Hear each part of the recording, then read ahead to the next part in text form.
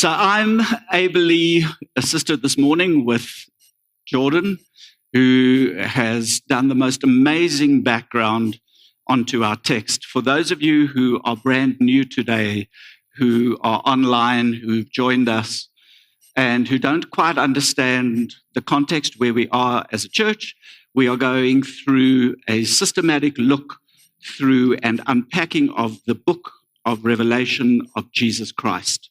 It's not the Revelation, or it's not Revelations. It's the book of the Revelation of Jesus Christ.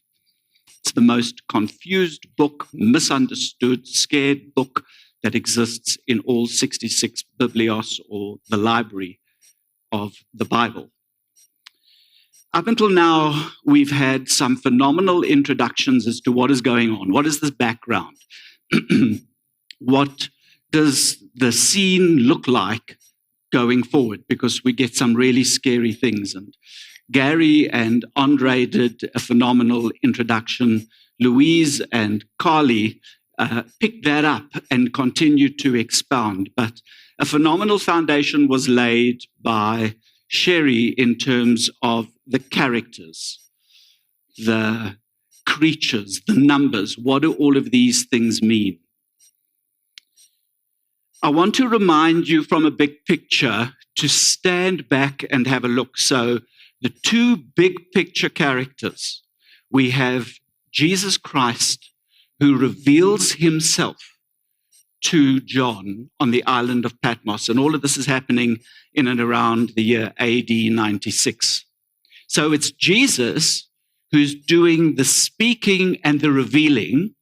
It is John who's doing the hearing, the seeing, and the writing. So when you understand that dynamic, it immediately starts to bring home what is going on down in this book. And the structure, particularly in terms of the way that the book has been written, you're going to hear a phraseology or a terminology that comes up over and over and over again. The book of Revelation is full of pattern. God is an organized, structured God. So he's got to repeat things over and over and over again. And you will hear this term, I heard and I saw. John says, behold, a door opened in heaven. When you hear that terminology, when you read that text, what is happening is it's an introduction to a new theme, a new window, so to speak. And there are 5 windows that Sherry adequately and beautifully explained. If you need to go back, I will encourage you to pick it up and start learning and familiarizing yourself with this foundation. And then John steps forward. Jesus reveals himself in all of his glory, his triumphant magnificence in and amongst his churches, and starts to speak. And we find that in the first window, so to speak, we cover the first 3 chapters of the book of Revelation. And here, specifically, we have got 7 churches that he speaks to. He picks 7. They aren't the only churches in Asia Minor of the day, but he picks these 7 churches for a very specific reason. Each letter to each church has a very specific structure and theme. Again, pattern following pattern. And it's there for a reason.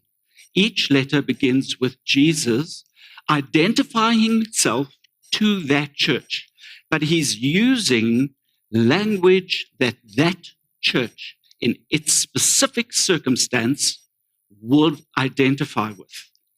Then the body of the letter contains words, terms, phrases, and idiom that speaks to its history, its culture, its economics, what is prevalent, what's going on in the church, what's going on socially in that environment at that time.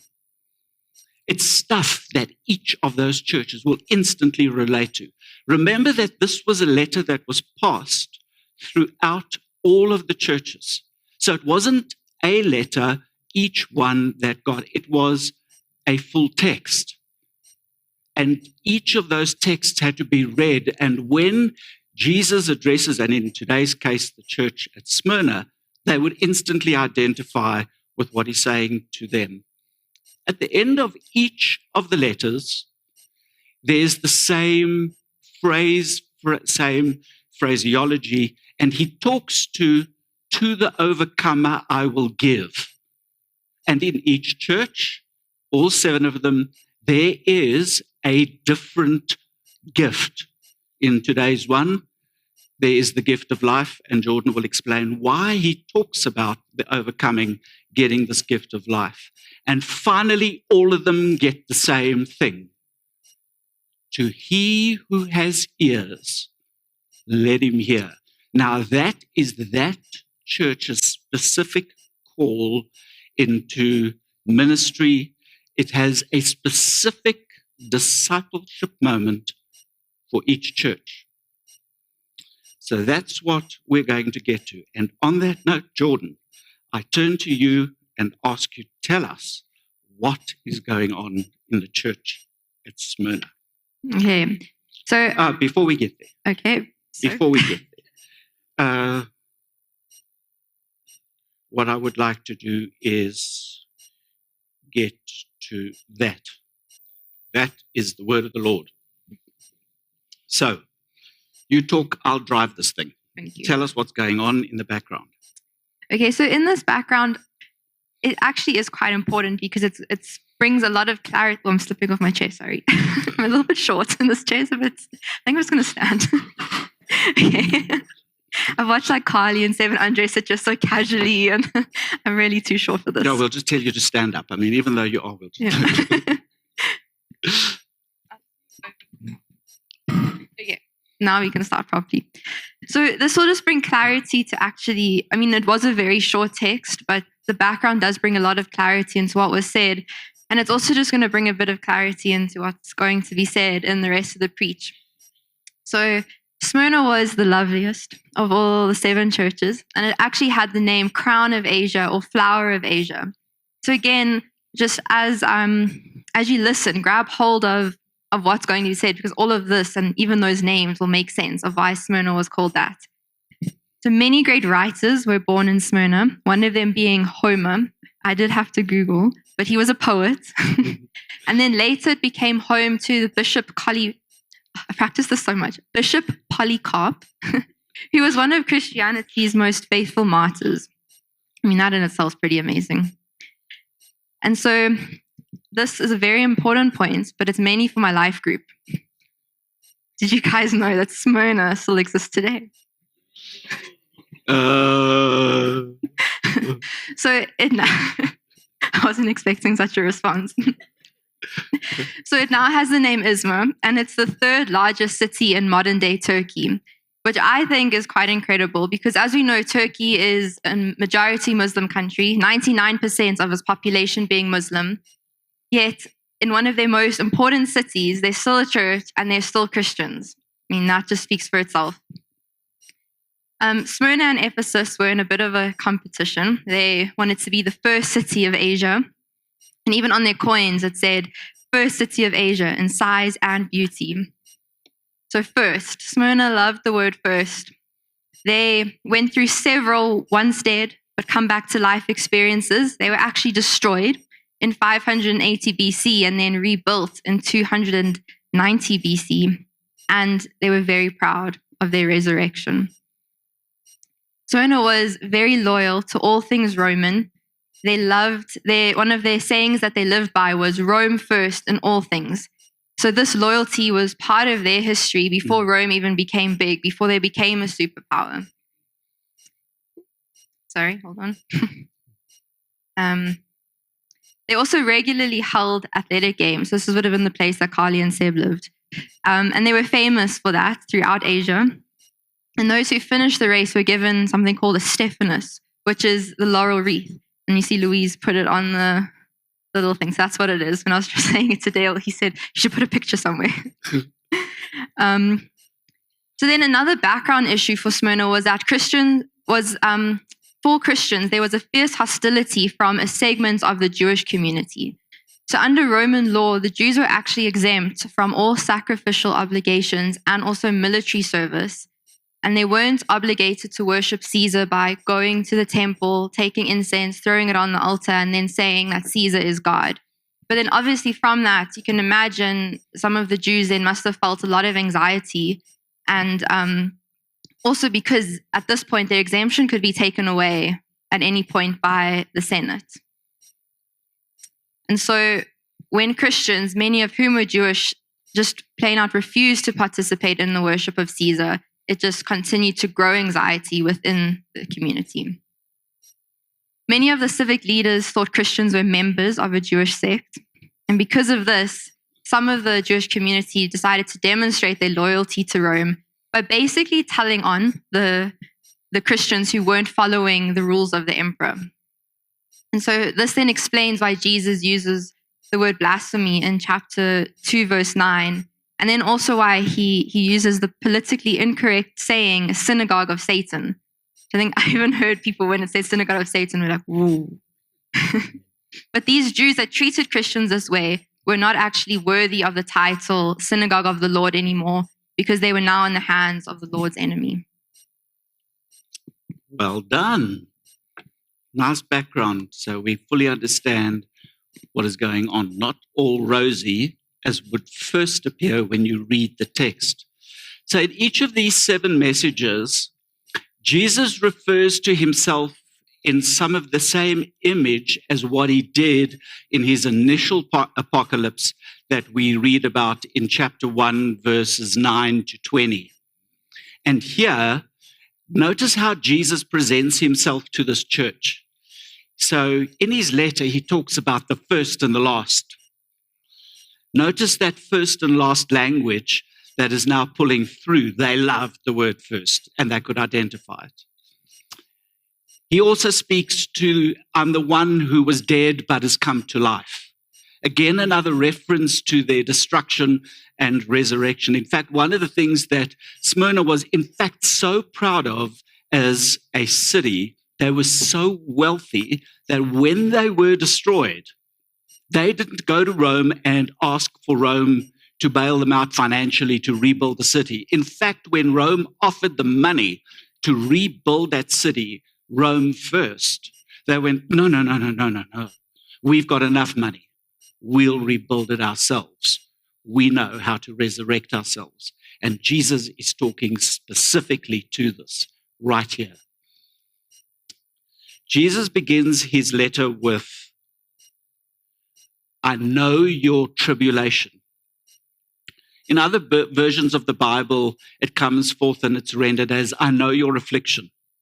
I know what you're going through. The Greek word, it's a strong Greek word that is used actually in this context, is this word called thlipsis. It talks to a crushing pressure, not flipsis, Louise, thlipsis. Jesus says, I know your pressure. Don't fear what you're about to suffer, even though you're going to be suffering unto death. Jesus is saying it's going to get worse before it gets better. Don't be afraid of the pressure as the pressure now begins. Hang on to me. So the first thing that you've got to be asking yourself is,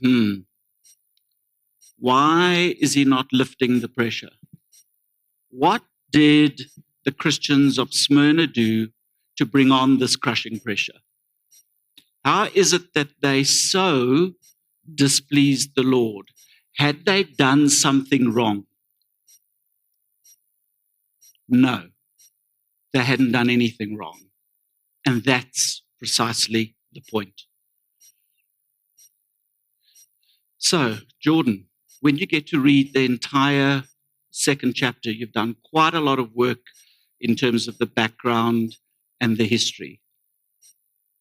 And you read the 2nd chapter in its entirety, What do you think strikes you the most in this particular letter written to Smyrna as opposed to the pattern and type that has appeared to all the other churches that is written to? So like Ian just said, Smyrna actually didn't do anything wrong. And so the biggest difference that we see, even just now from Ephesus to Smyrna, is that there's no word of criticism or correction in this letter to Smyrna.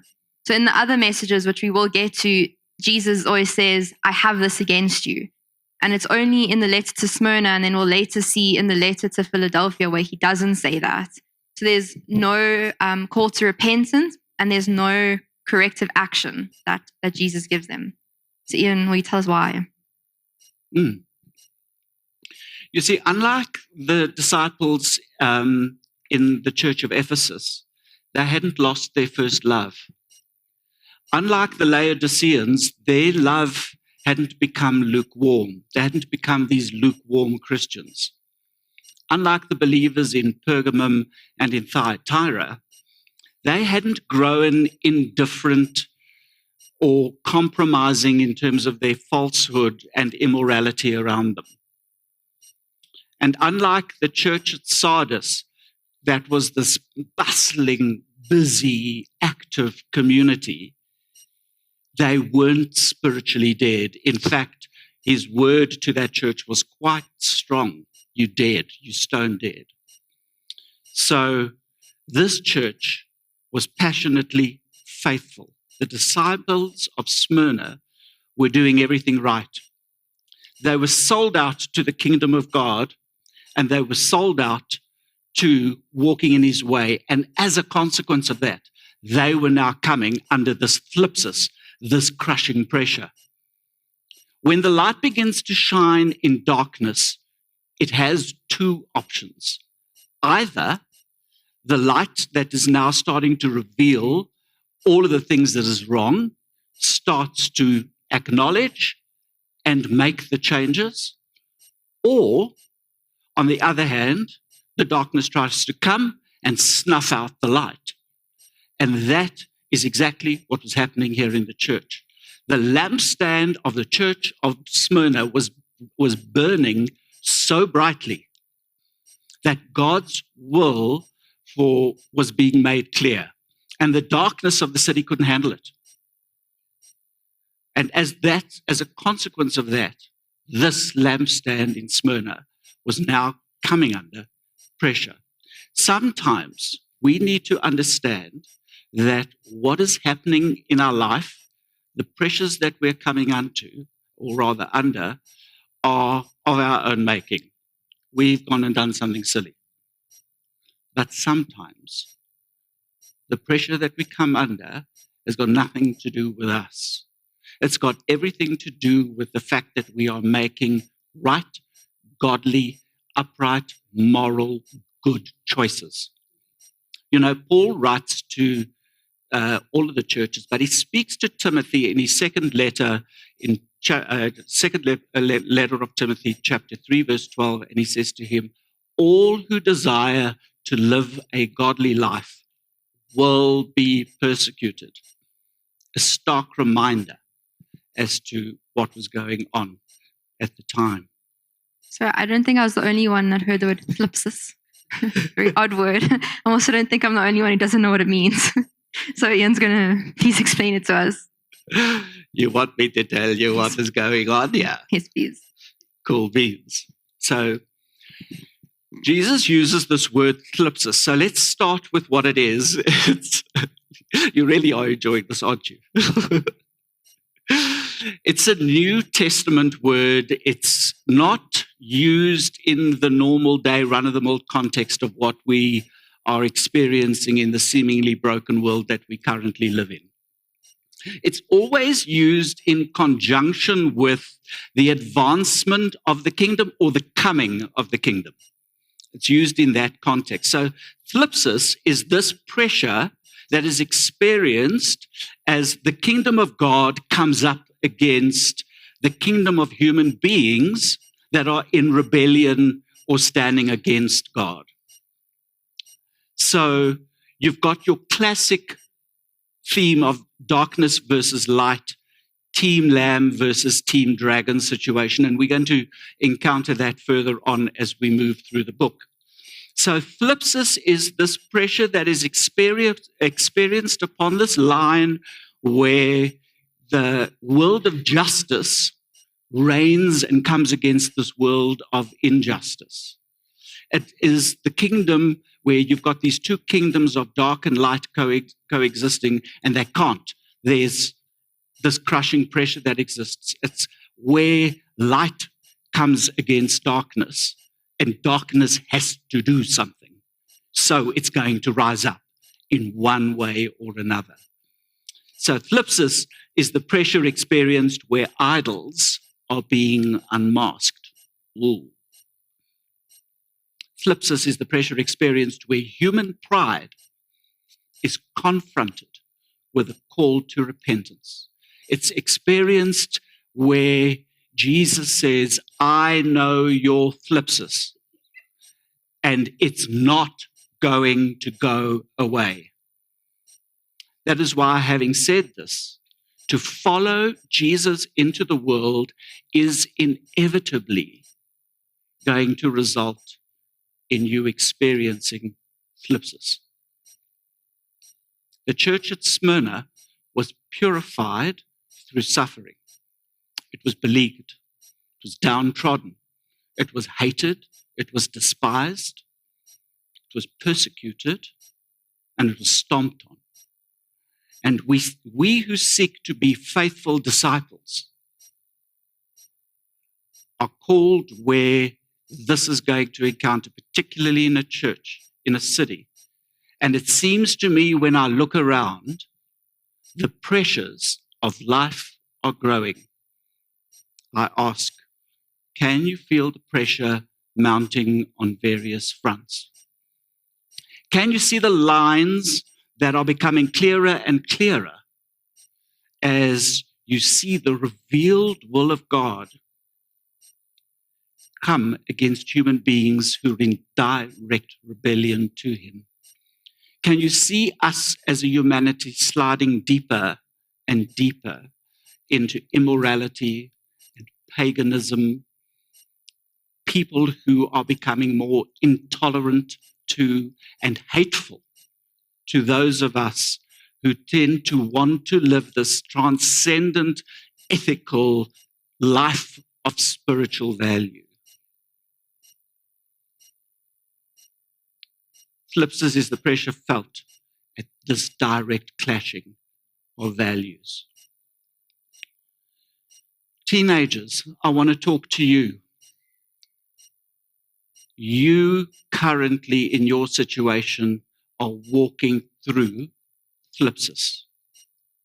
I see a whole row of you of college students.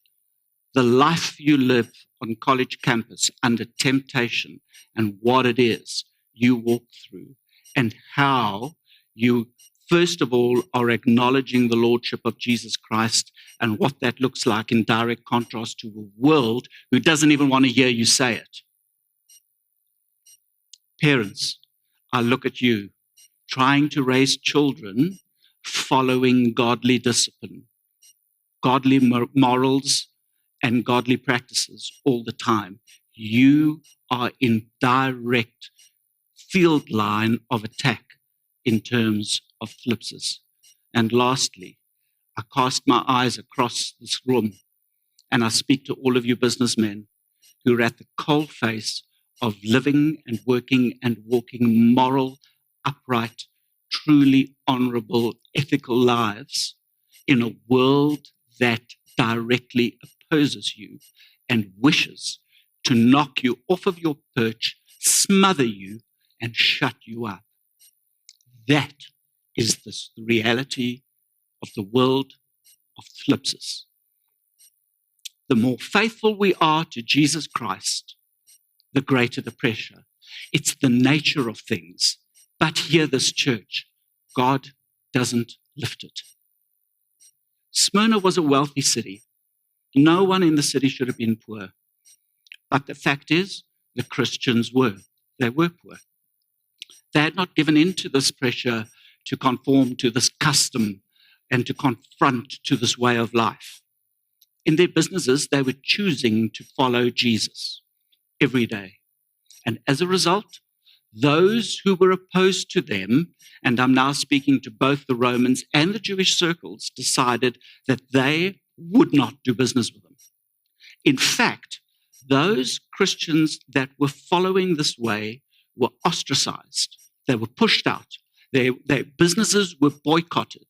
Their shops were ransacked. Their homes were pulled apart. Their stuff was confiscated. Does it sound familiar? They were denied employment as a consequence of holding to a higher moral value. It sounds like what many of our brothers and sisters in China, in Vietnam, in Cambodia, and North Korea are living through today. It sounds like what is happening to many Christians in Indonesia and in parts of India today, and all of Central Asia.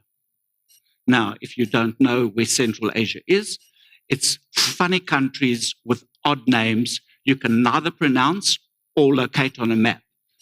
Uzbekistan, Kazakhstan, Tajikistan, to name but a few. I see my friend Josanne sitting there. Josanne is just back from a year of teaching assignment in Baku, the capital of Azerbaijan. Here's another one. You want to have a fascinating conversation with her, go out and buy her coffee.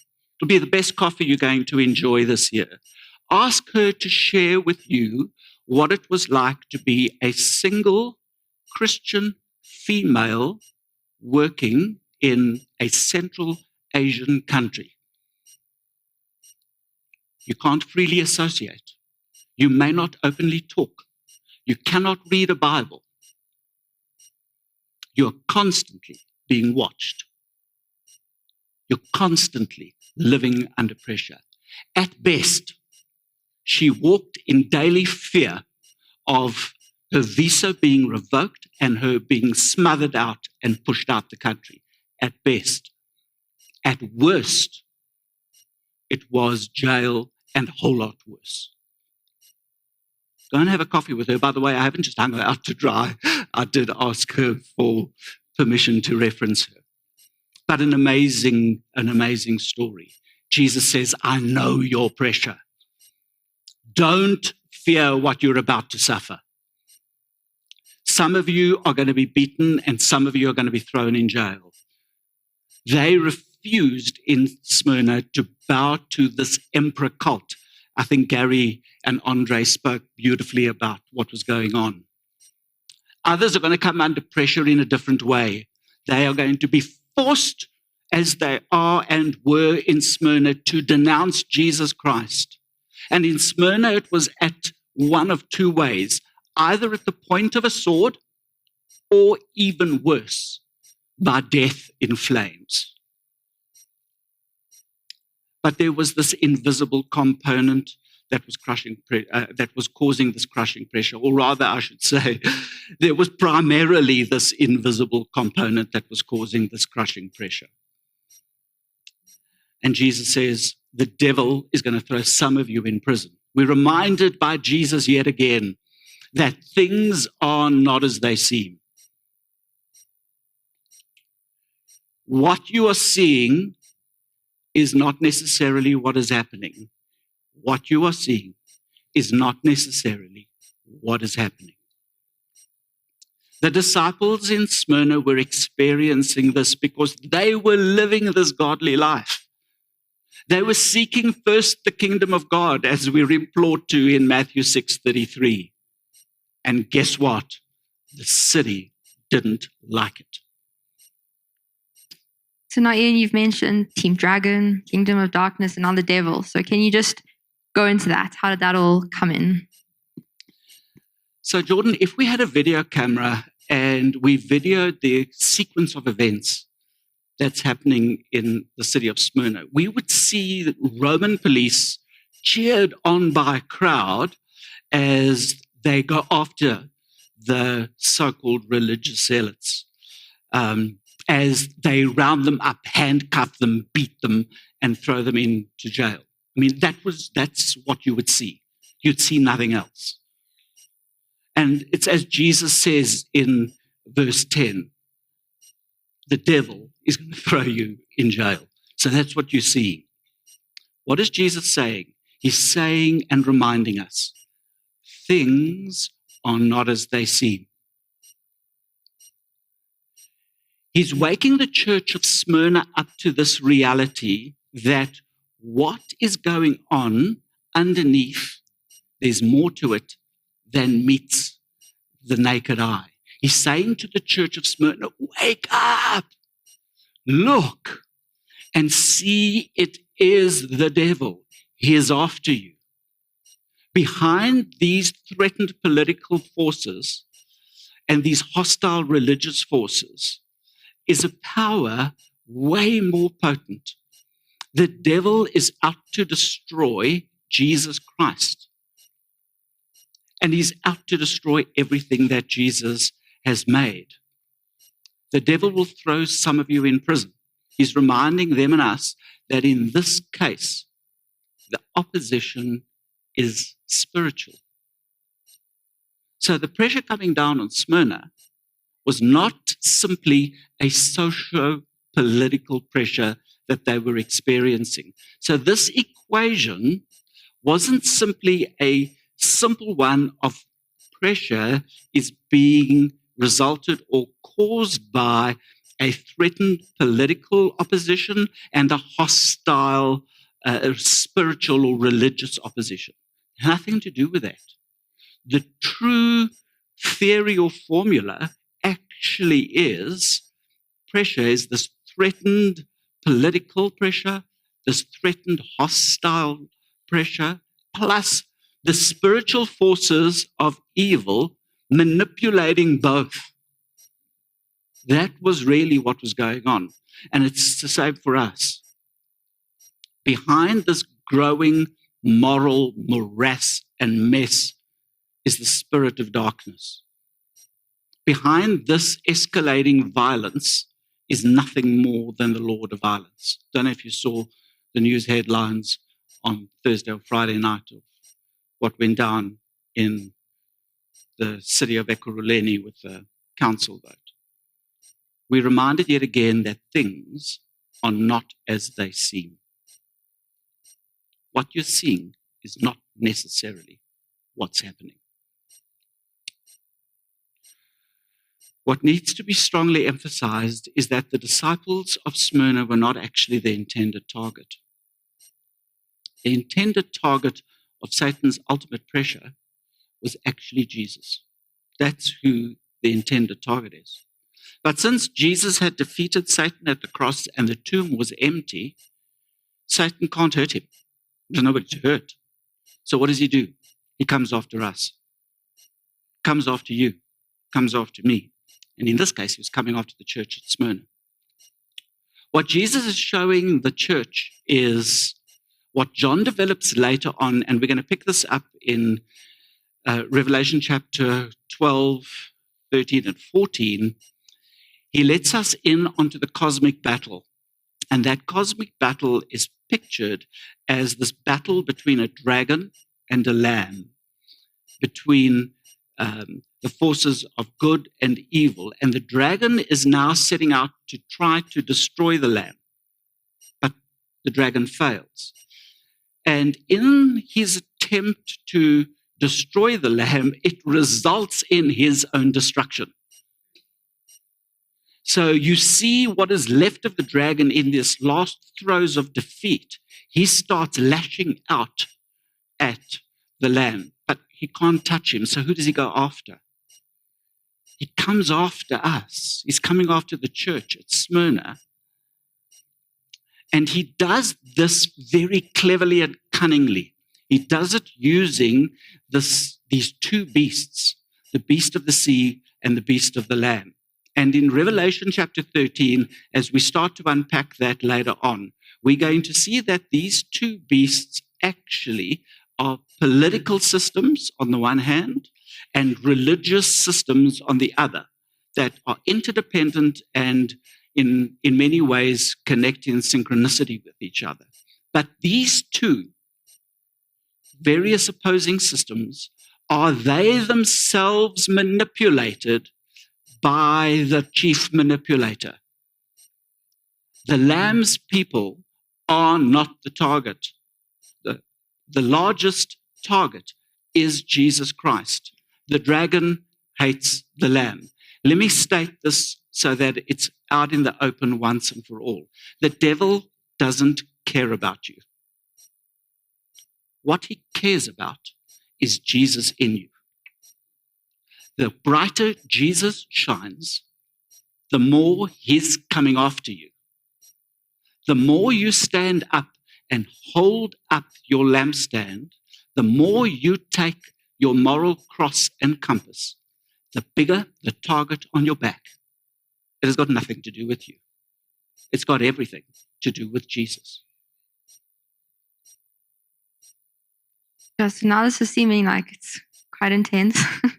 And obviously Ian just explained this last part, and I think we know with our heads how to do things, we know how to get through this, but it's sometimes hard to actually act it out. So I mean the big question in the end actually becomes how. So very good. Like Ian, can you explain to us, how do we keep faith under pressure, and how do we nurture that faith that overcomes fear? You know, Jordan, I think we should take comfort from the words that Jesus himself speaks to the church. And he says, I know you're crushing pressure. And instead of promising to immediately lift this pressure, as we would, naturally we cry out, take it away. That's our normal humanity that's screaming at us. Jesus says, no. So what he's doing is he's preparing us to handle this crushing pressure. Pressure becomes, or as I've just said, is as a result of us getting closer to Jesus, who's really the intended target. But he gives us two commands. And those two commands are, firstly, don't be afraid. Secondly, he says, be faithful. The second of the four things that Jesus gives us is this word test, this threatened political force, this hostile religious force. They have a purpose with this pressure. But don't forget that the evil one has a purpose, but so does Jesus. And he allows it to come upon us to test us. The word Jesus uses here is to prove, but it also means more than the words to prove, because he's directly speaking to us and he's speaking to improve. And he's imploring us to stand up and effectively be more. Jesus' enemy is doing his utmost then, as he does now, to whether it's teenagers or parents or businessmen, to tempt us to fall off the perch, to wander astray, and to follow him. But Jesus takes that temptation and swings it around. He uses it to improve our faith, which tells us that what the Lord thinks of the church actually. And he thinks sometimes, get this, that sporadic pressure is actually good for the church. Thlipsis refines the church and it strips away the excess baggage. Hard pill to swallow. Thlipsis brings us back to bottom line essentials. Bottom line essentials being Jesus himself, who is our only hope and security. And thirdly, Jesus has final authority over this pressure. Notice what he says to the church in chapter 2, verse 10. He says, you will have tribulation for 10 days.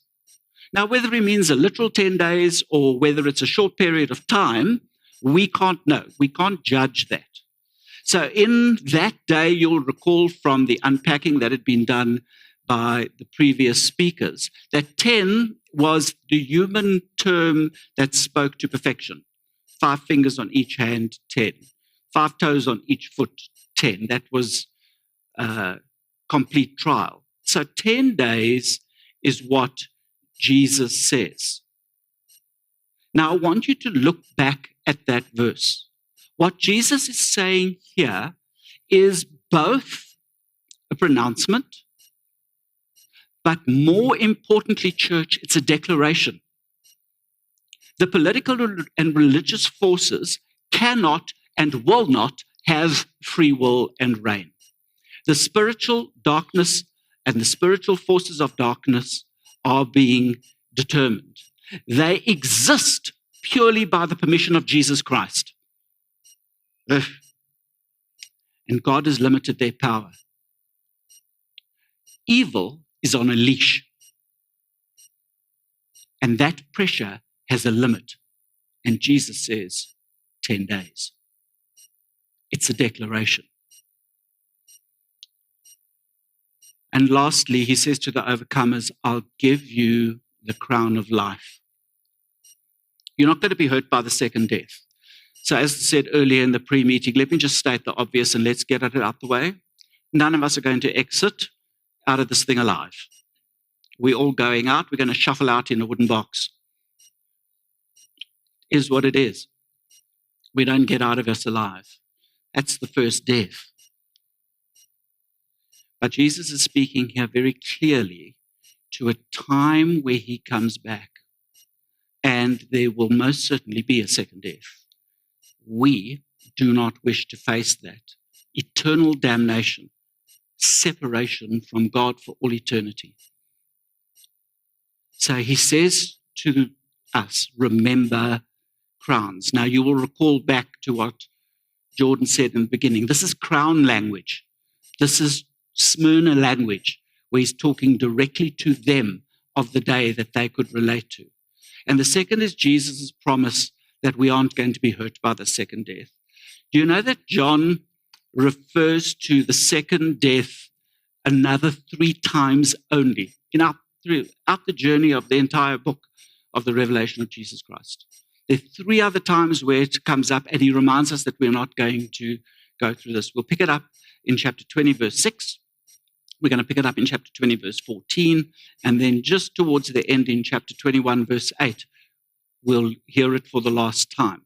So the first death we're going to die. It's the second death that we aren't going to die. It's this immunity from the second death that is the real issue. That's the crux of the matter. To those who remain loyal, you will not get the second death. We enter this thing called eternal life. So now I've got a question for you. Why would you be prepared to compromise? In this life, why would you be prepared to compromise? Knowing full well, at the end of the road is Jesus with the crown of life, your reward in heaven. I know your pressure, says the Lord.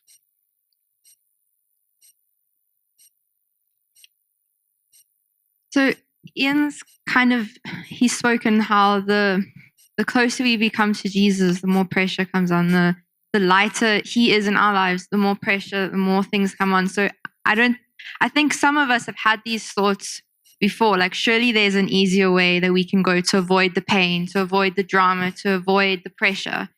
And like there must be some other way. And I mean, the only other way is you really just don't get serious about Jesus, about your love for him, your relationship with him.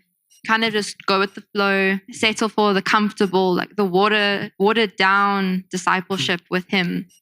And you just settle for like status quo blessing kind of discipleship. And surely from that, then there's no pressure. But then also from that, it means there's no passion. So, yeah.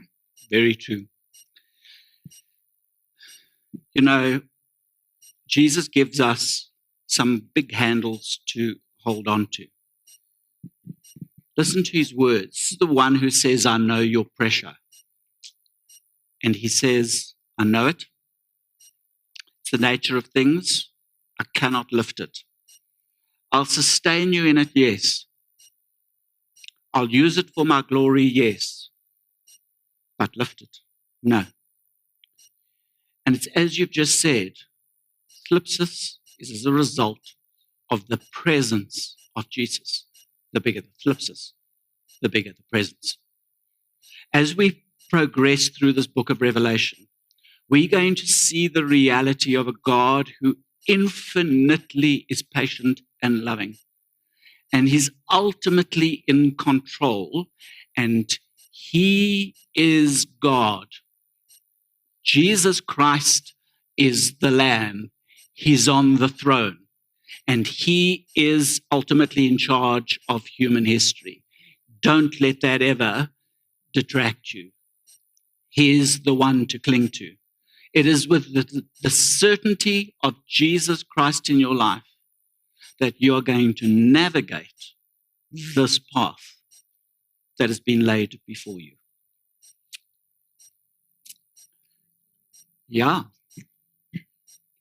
There was obviously, like the beginning, the Church of Smyrna, it sounds like one of the best churches. When I was reading it, I thought, okay, this is great. Then obviously, as Ian was speaking, like there was this heaviness, this intensity of what actually they went through and what we then go through. And I love how Ian ended it now, because on all of this, but specifically right now, it's Jesus. Jesus is beautiful. Jesus is amazing. And a lot of us have had encounters with Jesus where we've really seen who he is. We've really seen his love. But there is still this thing of like, I don't want to go through the pressure. I don't want to deal with the persecution. It's scary when you think about it.